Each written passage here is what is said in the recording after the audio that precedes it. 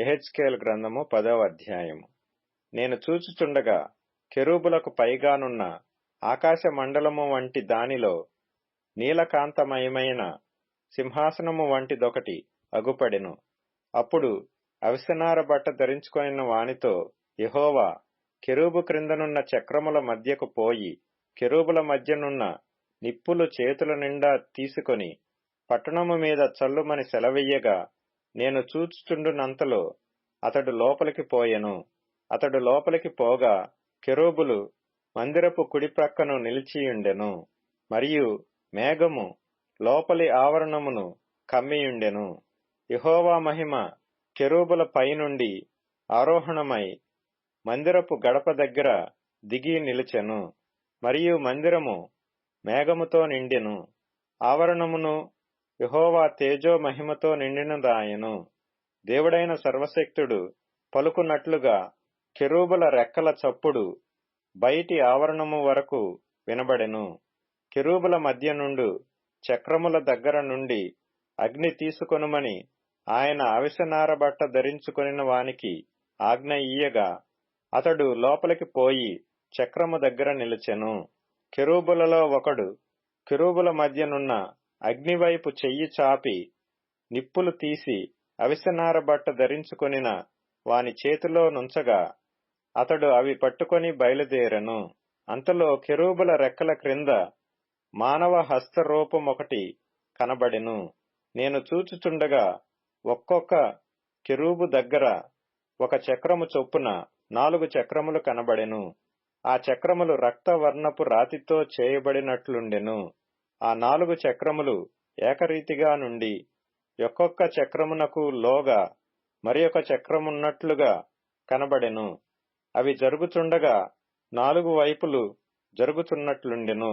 వెనుకకు తిరుగక జరుగుచుండెను. తల ఏ తట్టు తిరుగునో అవి ఆ తట్టే దాని వెంట పోవుచుండెను. వెనుకకు తిరుగక జరుగుచుండెను. ఆ 4 కెరూబుల యొక్క శరీరములను, వీపులను, చేతులను, రెక్కలను ఆ చక్రముల చుట్టూను కన్నులతో నిండియుండెను. 4 చక్రములుండెను. నేను వినుచుండగా తిరుగుడని చక్రములకు ఆజ్ఞ ఇయ్యబడెను. కెరూబులలో ఒక్కొక్క దానికి 4 ముఖములుండెను. మొదటిది కెరూబు ముఖము, రెండవది మానవ ముఖము, మూడవది సింహ ముఖము, 4వది పక్షిరాజు ముఖము. ఈ కెరూబులు పైకెక్కెను. కెబారు నది దగ్గర నాకు కనబడిన జంతువు ఇదే. కెరూబులు జరుగగా చక్రములను వాటి ప్రక్కకు జరిగెను. కెరూబులు నేల నుండి లేవవలెనని రెక్కలు చాచగా ఆ చక్రములు వాటి యొద్ద నుండి తొలగలేదు. జీవులకున్న ప్రాణము చక్రములలో ఉండెను గనుక అవి నిలువగా ఇవియూ నిలిచెను, అవి లేవగా ఇవియూ లేచెను. యెహోవా మహిమ మందిరపు గడప దగ్గర నుండి బయలుదేరి కెరూబులకు పైతట్టున నిలువగా, కెరూబులు రెక్కలు చాచి నేను చూచుచుండగా నేల నుండి పైకి లేచెను. అవి లేవగా చక్రములు వాటితో కూడా లేచెను.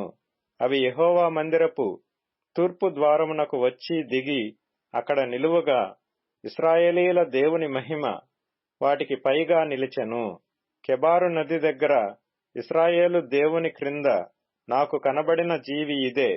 అవి కెరూబులని నేను గుర్తుపట్టితిని. ఒక్కొక్క దానికి 4 ముఖములను 4 రెక్కలను ఉండెను. మరియు ఒక్కొక్క దానికి రెక్క క్రిందను మానవ హస్తము వంటిది ఒకటి కనబడెను. మరియు వాటి ముఖరూపములు కెబారు నది దగ్గర నాకు కనబడిన ముఖరూపముల వలె ఉండెను. అవియు వాటి రూపములను అదే విధముగా ఉండెను. ఇవి అన్నియు ఆయా ముఖముల వైపుగా జరుగుచుండెను.